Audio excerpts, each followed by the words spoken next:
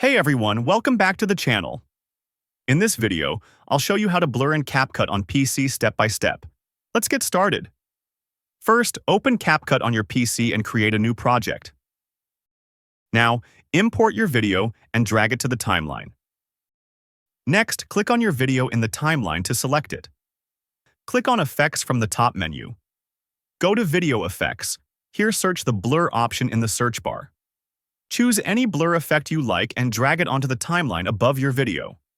Now your video is blurred, and you can easily increase or decrease the blur level instantly. If you want to blur only a specific area, select the blur effect, go to the mask option, and choose a shape. Adjust the size and position of the mask to cover the area you want to blur. To make the blur move, use keyframes in the mask panel. Keep adding keyframes at the moments where you need the blur to follow the object. And that's it. You've successfully added blur in CapCut PC. If this video helped you, don't forget to like, share, and subscribe for more editing tips. Thanks for watching.